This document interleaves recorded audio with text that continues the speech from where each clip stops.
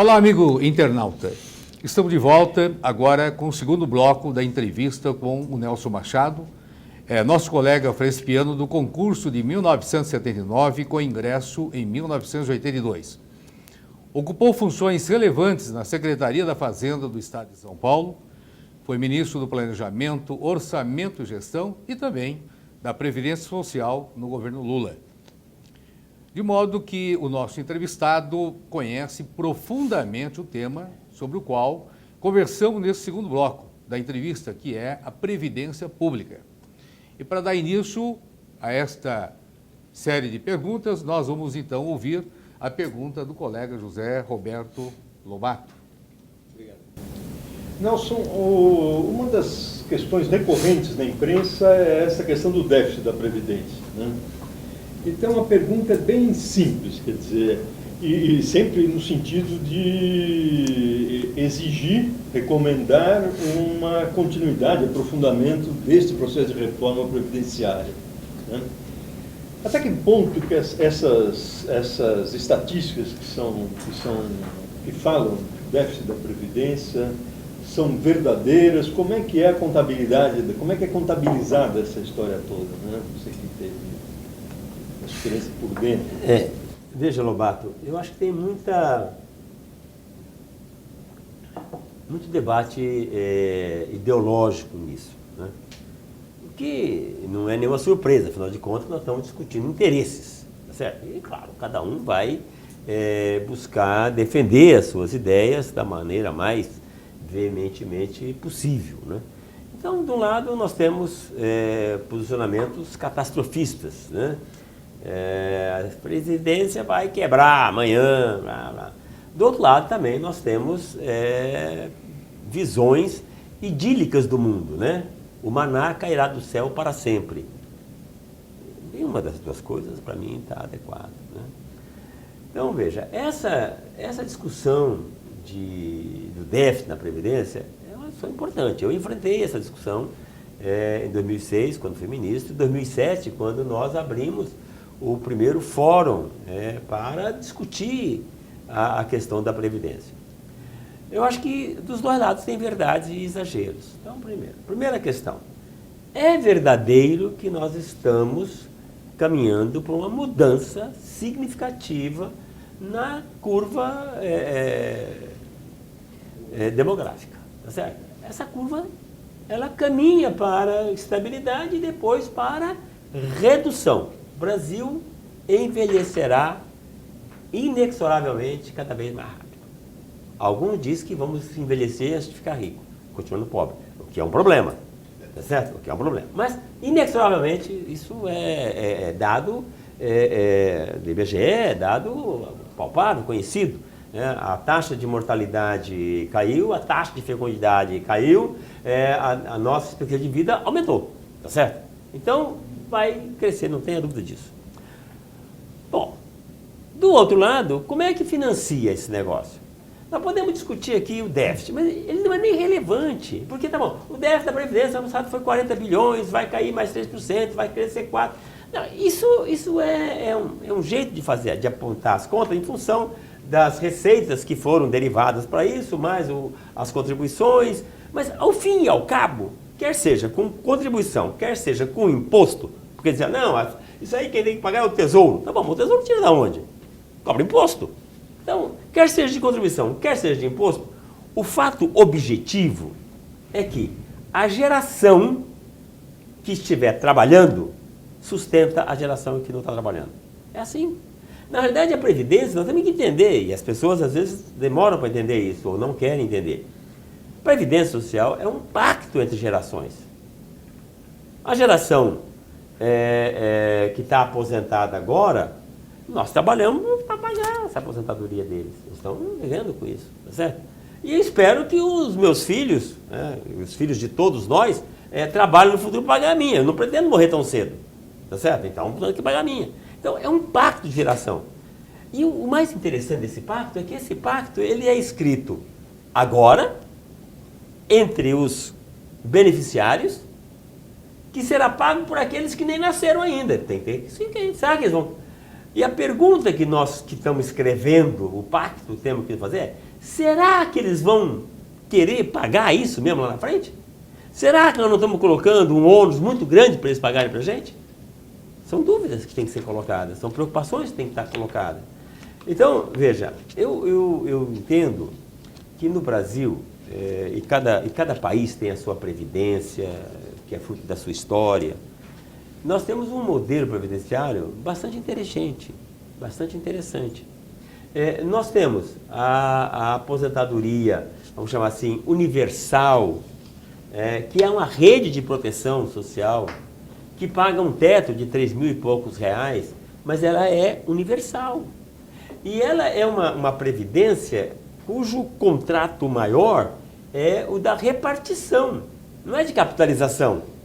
Se você pensar em termos de capitalização, quem contribuiu com 20% do salário por 20 anos, depois recebe a aposentadoria por 40, não tem capitalização que resolva isso. Tá certo? Não tem. Então, não é por capitalização, é por repartição. Ou seja, os que estão trabalhando contribuem hoje e pagam no passado. Nós temos um segundo, que é a previdência complementar. Então, você pode, em algumas empresas, fazer uma previdência complementar. Que é agora que a previdência pública está caminhando para isso. No governo federal, você tem uma previdência complementar para os novos entrantes. Aliás, todos os estados têm, aqui também tem, todo mundo tem. Então, você tem uma base que é de repartição e você tem uma outra que é por capitalização. Então, é um mix, né? Faz sentido. Agora, eu acho que esse da repartição tem que ser repactuado. Nós não vamos conseguir manter este modelo por muito mais tempo. Precisa ser hoje, amanhã? Não precisa. Mas esta geração vai ter que enfrentar esse problema. Sob pena de ter um problema gravíssimo lá na frente, que é o que nós estamos vendo. Olha para a Europa. Olha para a Europa. Olha para a Grécia, para Portugal, para a Itália, para a França. Então, é inexorável isso. Agora, é preciso muita habilidade e despojamento para que esta geração negocie para a geração futura pagar. Muito bem, amigo internauta. Previdência Pública é um assunto bastante empolgante. E para dar continuidade, nós vamos ouvir agora a pergunta que será formulada pelo nosso colega, agente fiscal de rendas, que também é escritor, o Antônio Sérgio Valente. Com a palavra. A minha pergunta é na linha dessa do Lobato, mas mais especificamente descendo ao nível da contabilidade da Previdência. As despesas previdenciárias, elas têm alguma coisa ali que não funciona bem. Por exemplo, o Fundo Rural. A Previdência paga Fundo Rural para gente que jamais contribuiu para o Fundo Rural. Tudo bem, tem essa questão das gerações, de uma geração pagar para o outro, mas de qualquer forma é um pagamento que a Previdência está fazendo para alguém que não aportou nem um centavo no caixa do Tesouro Previdenciário. Não seria o caso dessas despesas serem arcadas pelo governo em reposição à Previdência, como custeio de despesa? E por outro lado, as receitas previdenciárias, por exemplo, o governo faz uma mesura com o chapéu do contribuinte. Da seguinte forma, as empresas do Simples Nacional, elas pagam com alíquotas privilegiadas sobre o faturamento e não sobre a folha de pagamentos. E o governo não repõe esse valor para o caixa do Tesouro Previdenciário, para o caixa previdenciário. Não haveria aí, nessa contabilização das despesas e das receitas, um problema, um artificialismo no déficit? Quer dizer, nós não estamos lidando e falando de um déficit que a rigor não existe, que é um déficit artificial. Na verdade, a Previdência, se a gente colocar se o governo aportar as despesas que não são da Previdência, e se o governo aportar as receitas que são da Previdência, que ele não põe, ela seria superavitária, não deficitária? Tudo que você fala é verdade, e eu vou começar pelo final da sua pergunta. Que é uma questão que o presidente Lula me dizia e me enfuriçava um dia sim e o outro também. separa a urbana da rural, a previdência urbana da rural. E está separado. Se você pegar o relatório do Tesouro Nacional, ele apresenta o déficit separado. Urbano, arrecadação urbana, despesa da previdência urbana, superávit de 1 bilhão, 2 bilhões e tal. Rural, receita rural, despesa, déficit de 38, 40, 45 bilhões. Então, isso está separado. O presidente Lula fazia uma questão enorme disso e nós separamos só em 2007, já foi separado, tá certo? Mas isso não é a questão principal. Não é a questão, porque veja, o governo brasileiro, o sistema brasileiro, definiu lá na Constituição as receitas, as despesas e tal. E o que ele definiu? Que nós vamos ter impostos que são gerais e nós vamos ter as contribuições sociais. Dentro das contribuições sociais, nós temos uma contribuição muito específica, particular, que é a contribuição da Previdência, tá certo? Que essa vai direto para o Fundo Previdenciário, que é a contribuição patronal e a dos empregados. Agora, as outras contribuições sociais são para a saúde, são para todas as coisas, tá certo? Então, não posso fazer a conta. Não, pega o PIS/COFINS inteiro, aí sobra muito dinheiro, claro que sobra. Mas aí eu faço o quê com a educação? Eu faço o quê com a saúde? Eu aumento o imposto?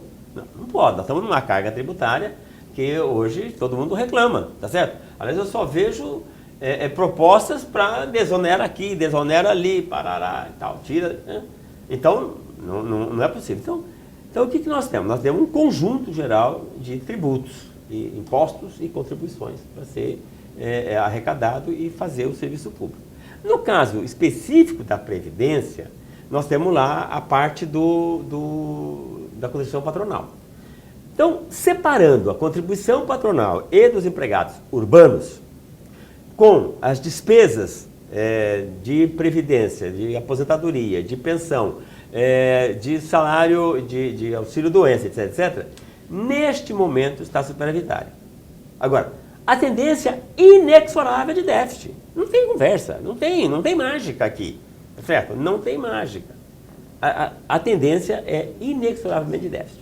No caso do Fundo Rural, o que nós temos? Nós temos, na realidade, um elemento da rede de proteção social. A Constituição definiu que o pessoal ia ganhar o salário mínimo. Ponto. E o Fundo Rural é uma contribuição previdenciária sobre o faturamento, que foi criado na Constituição. Ele é uma contribuição previdenciária. Só que é uma contribuição previdenciária insuficiente para o volume de trabalhadores rurais da época, que estão se aposentando agora. Mas que seguramente no futuro talvez não estejam. Por quê? Você está tendo uma mudança fortíssima no modelo de trabalho no campo, mecanização muito forte. Então, muito brevemente, nós não teremos mais, não tem mais um crescimento dessa curva do Fundo Rural. Eles estão vindo para o urbano. Eles estão migrando para o urbano, tá certo? Então, essa é uma questão.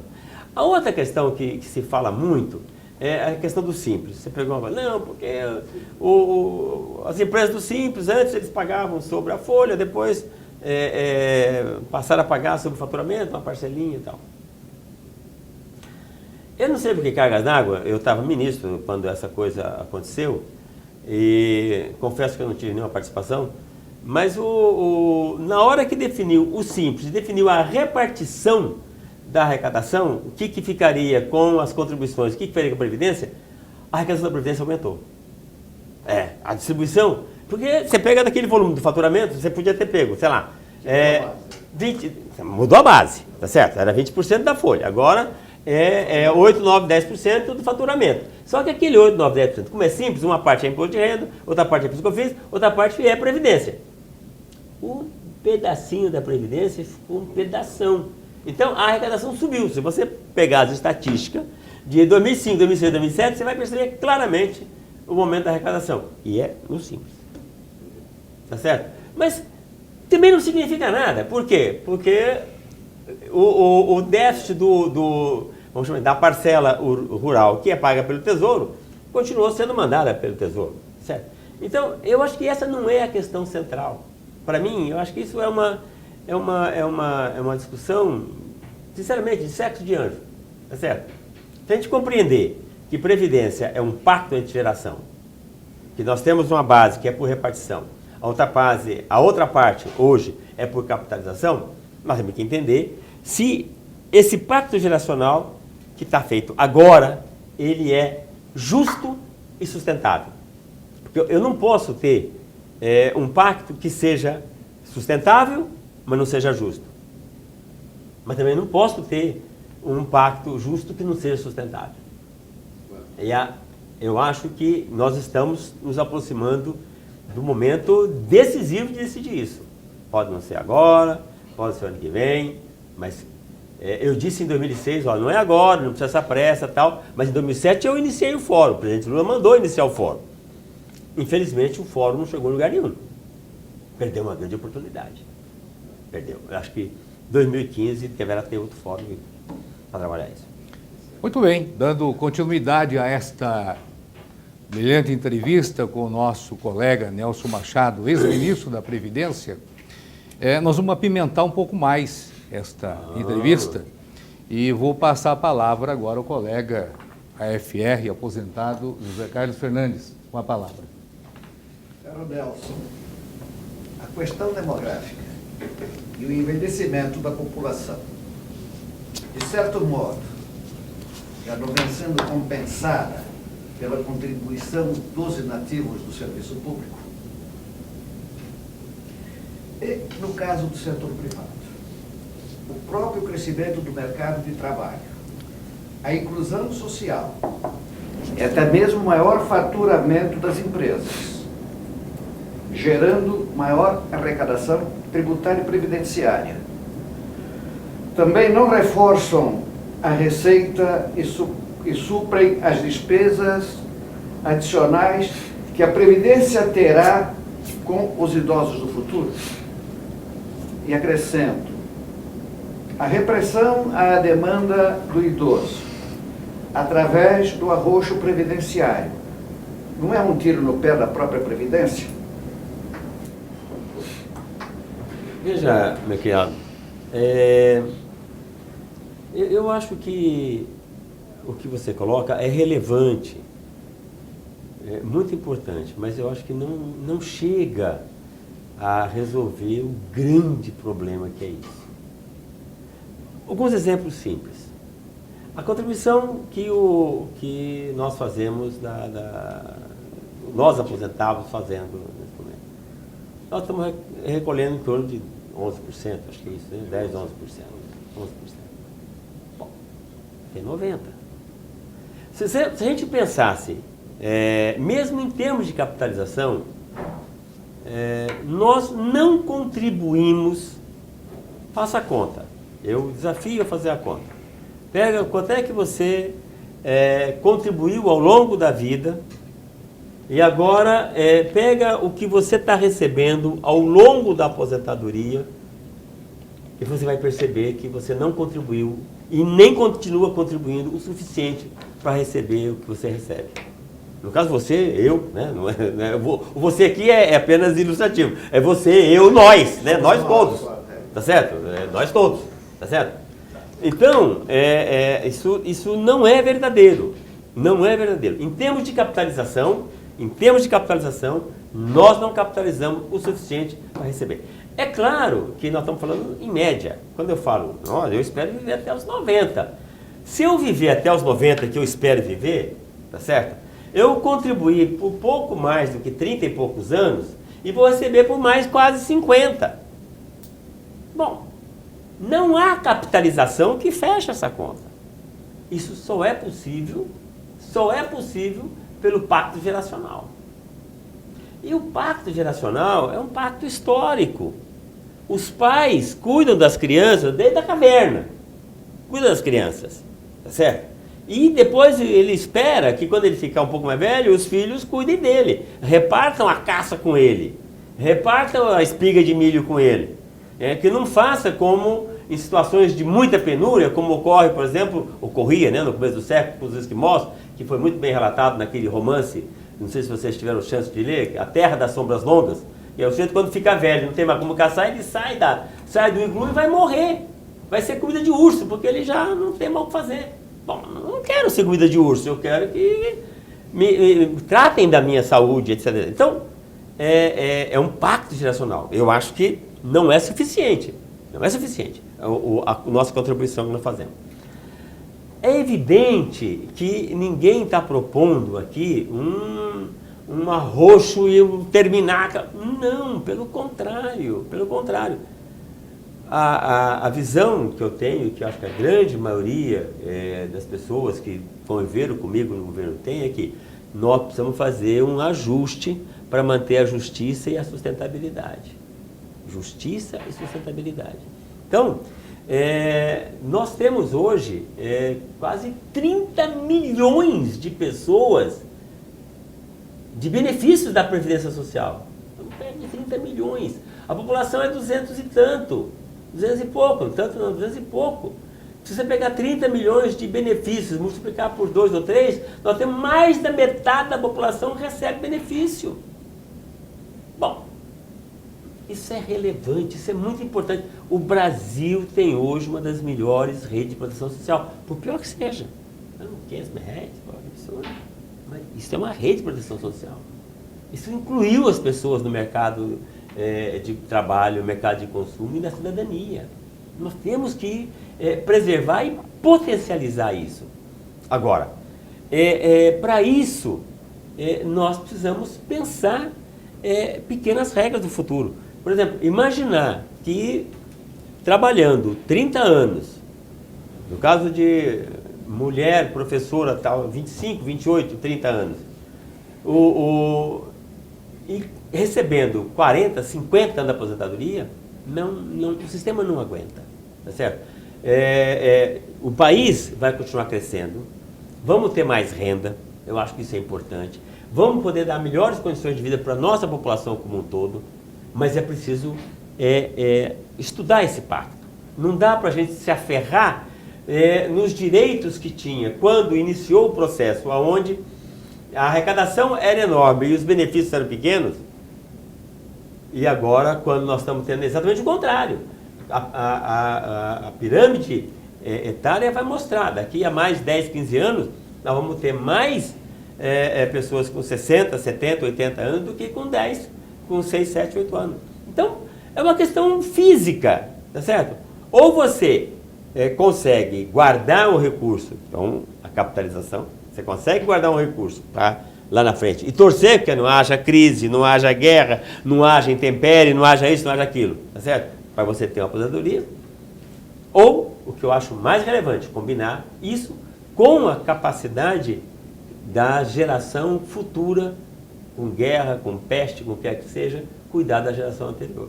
A maior garantia, a minha maior garantia não é a capitalização. A minha maior garantia é o pacto da geração. Entre as gerações. Muito bem, Nelson. Nós apimentamos e agora nós vamos adocicar um pouco para dar um tempero equilibrado.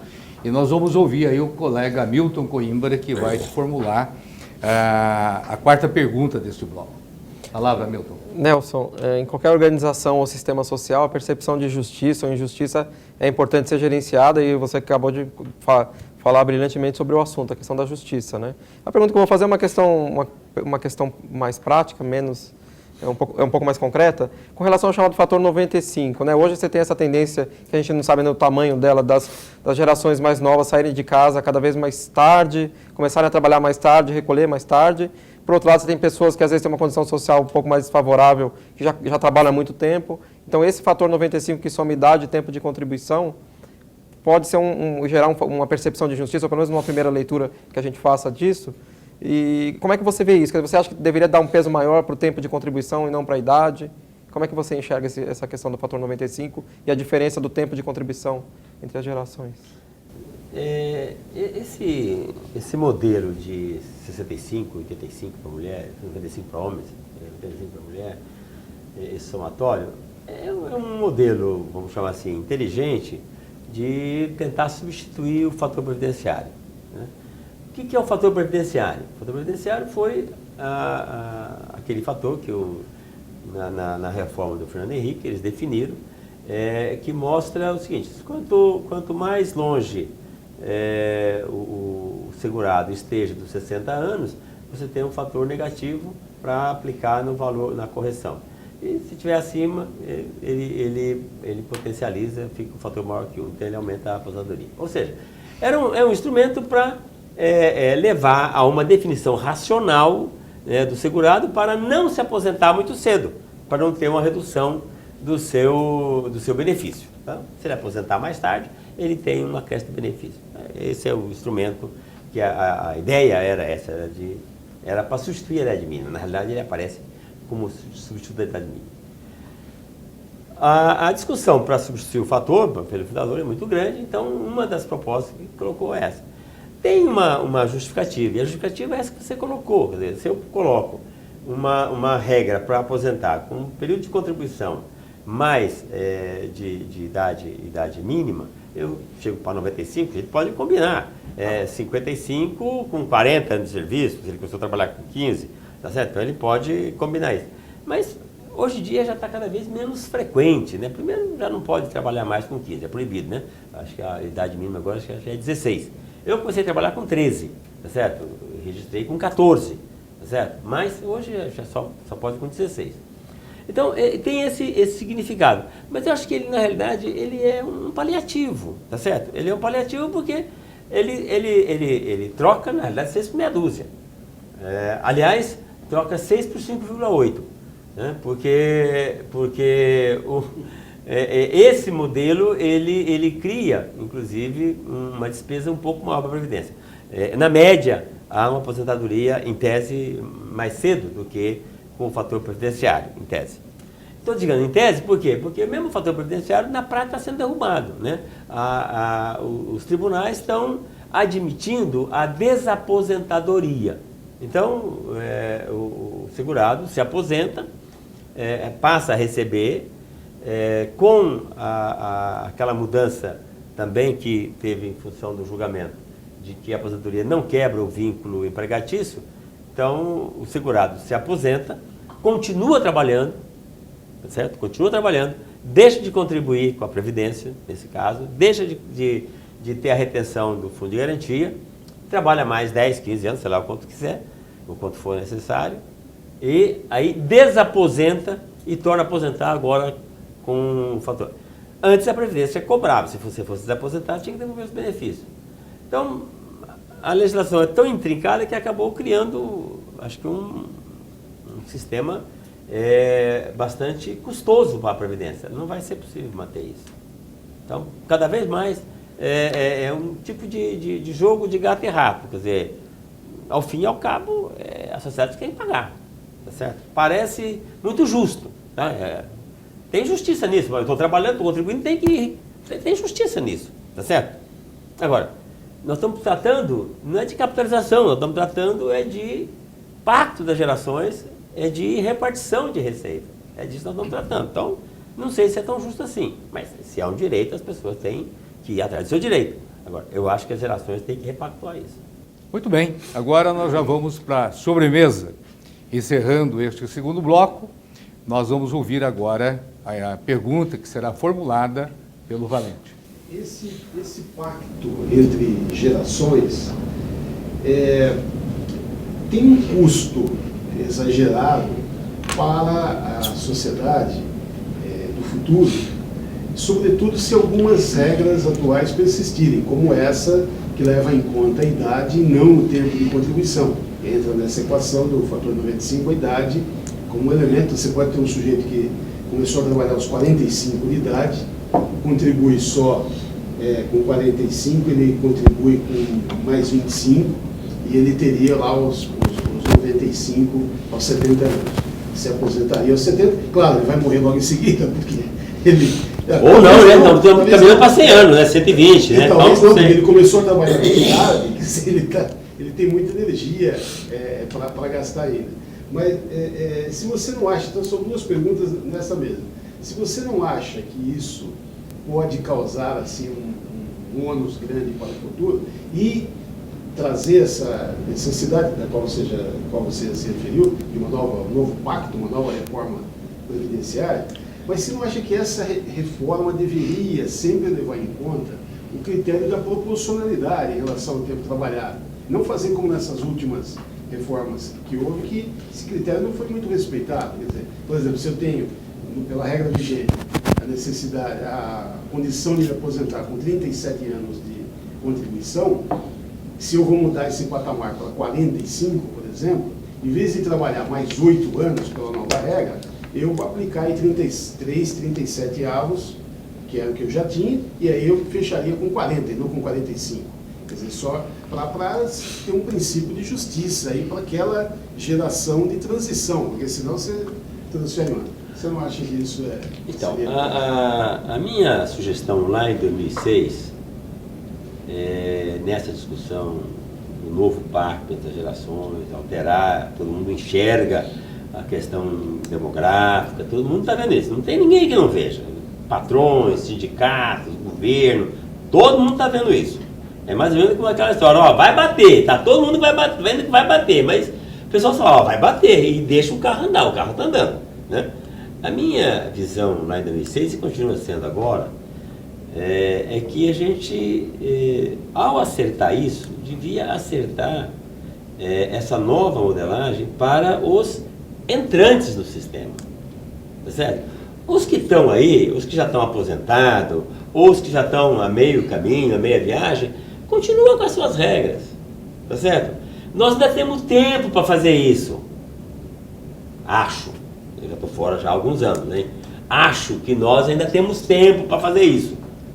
Ajustar as regras para daqui para frente, tá certo? Um novo pacto de gerações para a geração que está vindo. Por exemplo, ó, meus queridos, vocês que vão ter que trabalhar para vocês mesmo, porque nós também já estamos indo, tá certo? Então, eu acho que dá para fazer isso ainda. Fazer as regras, as novas regras, o novo pacto para os que estão vindo. Então, ou seja, ele não alteraria nenhum dos dias. A minha transição é mais radical, tá certo? É zero de impacto, na minha visão. Zero de impacto. Vamos fazer daqui para frente. Agora, temos que fazer isso rápido, tá certo? Eu acho que tem que começar a trabalhar, a discutir isso, porque inexoravelmente isso vai vir. E eu tenho medo que, se a gente vai adiando, vai ter que impor perdas para os que estão primeiro trabalhando, e segundo, já estão aposentados. Nós encerramos então este segundo bloco. Já vamos anunciando o próximo bloco, que é o terceiro bloco, um tema muito emocionante, que é a questão federativa e a guerra fiscal. Um tema muito de momento. E nós pedimos aos internautas, não é, que participem, questionem a questão das respostas que foram dadas pelo entrevistado e participem ativamente para que nós possamos tornar mais empolgante ainda as discussões nesse bloco. Agradecemos pela atenção e até o próximo bloco. Muito obrigado, obrigado a todos.